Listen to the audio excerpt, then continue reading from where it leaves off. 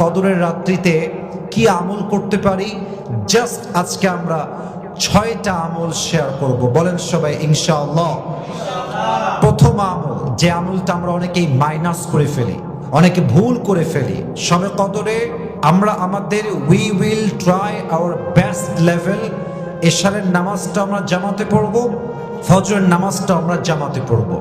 আল্লাহর হাবিব বলেছেন, মান সাল্লাল ইশা ফি জামাআতিন ফাকান্নামা কামা নিসফাল লাইল, যেই বান্দা এশারের নামাজটা জামাতের সঙ্গে পড়ে অর্ধেক রাত ইবাদত করলে যে সওয়াব হতো, আল্লাহ তাআলা আমলনামায় জাস্ট এশারের সালাতটা জামাতে আদায় করার জন্য সেম সওয়াব তার আমলনামায় আল্লাহ লিখে দেয়। সুবহানাল্লাহ পড়েন সবাই। এবং হাদিসের বাকি অংশে এসেছে, যেই বান্দা ফজরের নামাজটা জামাতের সঙ্গে আদায় করে পুরো রাত ইবাদত করলে যে সওয়াবটা হতো, আল্লাহ বান্দার আমলনামায় সেম সওয়াবটা লিখে দেয়। সুবহানাল্লাহ পড়বেন না আপনারা?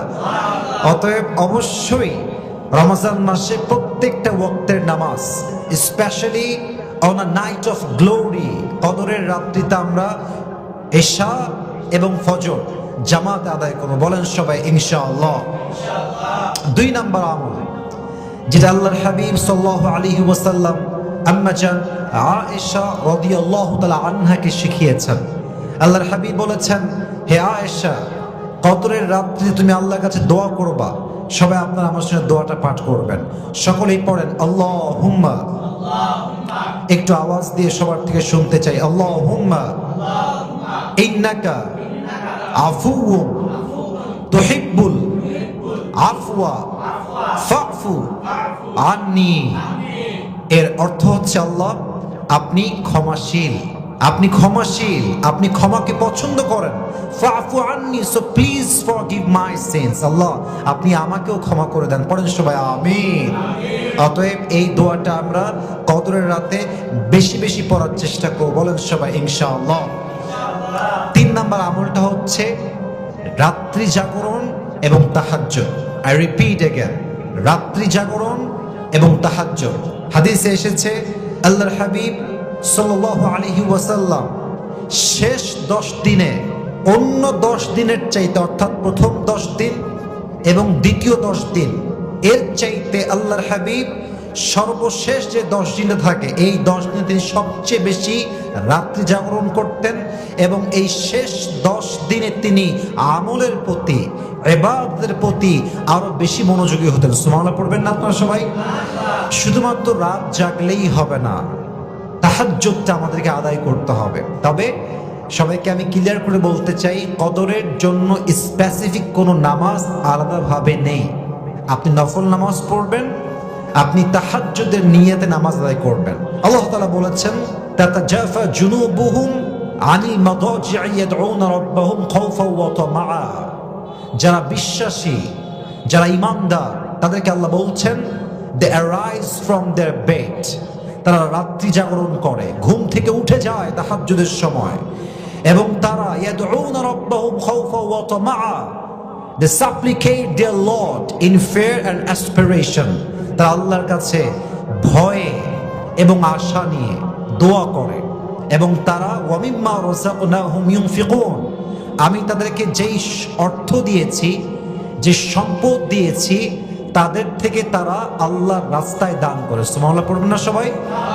অতএব আমরা চেষ্টা করব অবশ্যই কদরের রাতে তাহাজ্জুদের নামাজটা আমরা সকলেই পড়ব। রাজি আছেন তো ইনশাআল্লাহ? 4 নম্বর আমল, এখানে অনেক যুবক ভাইরা এসেছেন, আমাকে অনেক মায়েরা বোনেরাও শুনবেন। অনেকে আমরা কোরআন তেলাওয়াত করতে পারি, অনেকে আমরা কোরআন তেলাওয়াত করতে পরিপূর্ণ পারি না। আমাদের অনেকের প্রবলেম আমরা ফেস করি। আমরা যারা কোরআন পড়তে পারি, আমরা চেষ্টা করব পরিপূর্ণ রাত্রি জাগরণ করার পাশাপাশি, তাহাজ্জুদের পাশাপাশি আমরা as much as we can we have to recite the Quran। যতটুকু পারা যায়, হতে পারে 1 পারা, হতে পারে 10 পৃষ্ঠা, হতে পারে সূরা মুলক, সূরা ইয়াসিন, সূরাতুল কাহফ, যে সূরাগুলো আমরা পড়তে পারি, তেলাওয়াত করতে পারি, এই রাতে আমরা বেশি বেশি কোরআন তেলাওয়াত করব। রাজি আছেন তো ইনশাআল্লাহ? কারণ এটি এমন একটি রাত যেই রাতে কোরআনটাকে নাজিল করেছে একজন, বলেন সবাই তিনি কে? অতএব এই রাতে আমরা কোরআন তেলাওয়াত করব। 4 নাম্বার, 5 নম্বর আমলটা হচ্ছে এই রাতে আমরা বেশি বেশি জিকির করব। জিকিরগুলো কি কি হতে পারে? হাদিসে আল্লাহর হাবিব 4টা জিকিরকে সাজেস্ট করেছেন। বলেন সবাই, কয়টা জিকির? আরো জোরে, কয়টা? 1 নাম্বার পড়েন সবাই সুবহানাল্লাহ। আবারও বলছি, শবে কদরের এই বরকতপূর্ণ রাতে আমরা 4টা জিকির বেশি বেশি পাঠ করব। সকলেই পড়েন সুবহানাল্লাহ, সকলেই পড়েন আলহামদুলিল্লাহ, সকলেই পড়েন লা ইলাহা ইল্লাল্লাহ, সকলেই পড়েন আল্লাহু আকবার। আলা বিযিকরিল্লাহি তাতমাইন্নুল কুলুব। আল্লাহ তাআলা বলছেন, বান্দা তুমি কি তোমার মনের প্রশান্তি খুঁজে পাও না? তুমি কি তোমার আত্মার প্রশান্তি খুঁজে পাও না? শোনো, আত্মার প্রশান্তি, মনের প্রশান্তি টাকার মাঝে পাওয়া যায় না, এটা বাড়ির মাঝে পাওয়া যায় না, এটা গাড়ির মাঝে পাওয়া যায় না, এটা নারীর মাঝে পাওয়া যায় না। বরং তুমি যদি তোমার আত্মার প্রশান্তি খুঁজে পেতে চাও, তুমি যদি তোমার রবের সন্তুষ্টি পেতে চাও, আত্মার একটা প্রশান্তি পেতে চাও, অলওয়েজ তুমি আমাকে স্মরণ করো, আমার জিকির করো। যেই বান্দা আমার জিকির করবে, আমি আল্লাহ তার হৃদয়টাকে পরিপূর্ণ শান্ত করে দিব। সুবহানাল্লাহ পড়েন সবাই। এজন্য এই রাতে আমরা বেশি বেশি জিকির পাঠ করব। সর্বশেষ একটি আমল বলেই আমি শেষ করতে চাই। সর্বশেষ 6 নম্বর আমল আমরা এই রাতে বেশি বেশি পড়ব ইস্তিগফার। সকলেই পড়েন আস্তাগফিরুল্লাহ। আওয়াজটা একটু আস্তে হলো, আমরা দিল থেকে আরেকবার পড়া ট্রাই করি। সকলেই পড়েন আস্তাগফিরুল্লাহ। আরেকটি ছোট্ট ইস্তিগফার শিখাই দেই, সকলেই পড়েন আল্লাহুম্মা গফিরলি। It means, Allah, I seek your forgiveness. I have committed huge mistakes in my life. You are the most gracious, you are the most kindful Lord. Oh Allah, please forgive me. Astaghfirullah. I seek your forgiveness. Allah, আমাকে তুমি মাফ করে দাও। এটার ফায়দা কি হবে? একটা আয়াত বলে শেষ করতে চাই।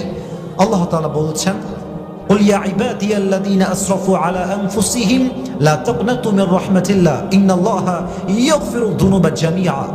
Allah বলছেন, O my worshipper, O my servant, doesn't matter whether they're Muslim or non-Muslim. Allah সবাইকে একটা আয়াতে নিয়ে আসছেন, একটা শব্দে, ইয়া ইবাদি, হে আমার বান্দারা। আল্লাহ কি বলছেন? যতই তুমি অন্যায় করো না কেন, if you have committed huge sins in your life, la taqnatu min rahmatillah, never lose hope and never be frustrated. হতাশ হয়ে যেও না। Never lose hope from the mercy of your Lord. রবের রহমত থেকে নিরাশ হয়ে যেও না। দুহাত তোলো, আল্লাহর কাছে ক্ষমা চাও যে আল্লাহ আমার অন্যায় হয়ে গিয়েছে। এবার আল্লাহ তাআলা বলছেন, ইন্নাল্লাহা ইয়াগফিরুয যুনুবা জামিআ ইন্নাহু হুয়াল গফুরুর রহিম। If you seek the forgiveness at the same time, I will forgive all the sins in your life. আল্লাহ বলছে, বান্দা তুই আমার কাছে তওবা করবি, তুই আমাকে স্মরণ করে ডাক দিবি, তোর চোখের পানি নাকের ডগায় আসার আগে আমি আল্লাহ তাআলা তোর জীবনের সমস্ত পাপকে মুছে তোকে একদম নিষ্পাপ বান্দা হিসেবে কবুল করে নেব। পড়েন সবাই সুবহানাল্লাহ। এজন্য আমরা চেষ্টা করব রাত জাগরণ করার জন্য, তাহাজ্জুদ পড়ার জন্য, কোরআন তেলাওয়াত করার জন্য, জিকির করার জন্য, ইস্তিগফার পাঠ করার জন্য, এবং অ্যাবভ অল সর্বোপরি আমরা চেষ্টা করব ইশা এবং ফজর অবশ্যই আমরা জামাত আদায় করব। আল্লাহ রাব্বুল আলামিন যেন আমাদের সবাইকে এই আমলগুলো করার তৌফিক দান করে। সবাই পড়ে না আমিন।